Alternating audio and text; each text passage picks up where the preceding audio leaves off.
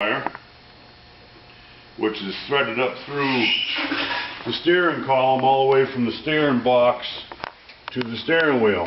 So normally what we do is we take a small wire and we... What do you call that? This is called... A fish wire, maybe? Yeah, this is my snake. So you're fishing. Right, and there's several sections of the steering column to get through, so it's a bit of a labor of patience involved there.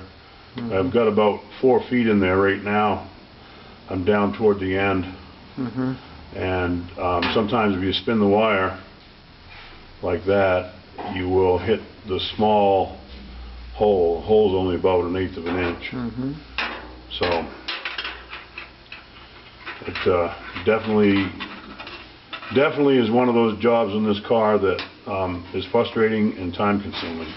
Nobody likes it. Why don't you leave it till last? I can't, because I have to make sure all the wiring's right. Okay. So where are the problems? The problems in there, the first problem's here, which is the rag joint.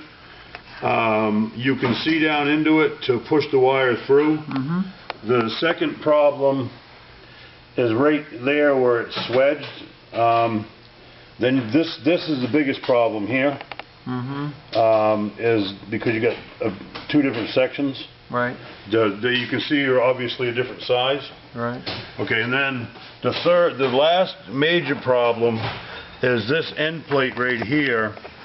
The wire feeds through the steering box. Mm-hmm. And comes out right there. Mm-hmm. And of course that's a flat plate, so you have to basically you're threading the wire through blind obstacles. So it can be a little bit tough. So how'd this engine go in?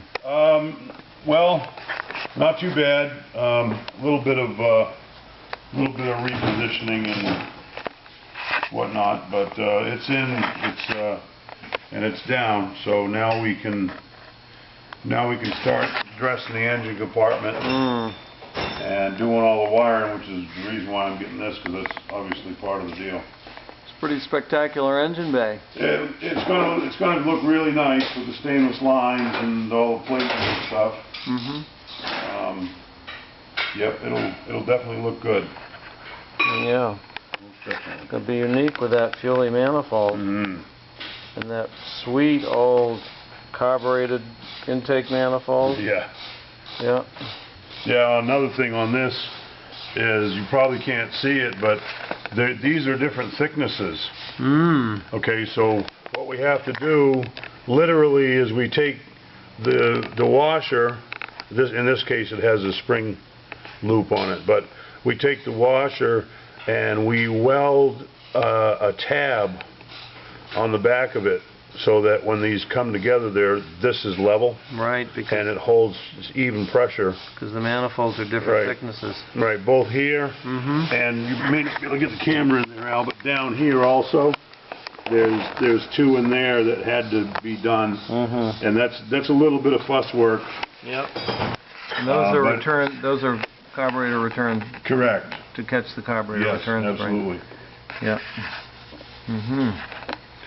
Well, this is just a righteous unit. It's coming along. Yep, everything is real accurate. Looks like this is some of the best work we've done. And so you'll have this hopefully today, and then next week you can start to trim out the firewall. Yep. Yep. All right, good. Yeah, get it cleaned and start putting the wiring in. In order to put the wiring in, I have to put the dashboard in. Right. At the same time. So, yeah. Yep. Good. Which is Super. a big job. Well, it's nice that it's coming along so well. Yep. Thank you.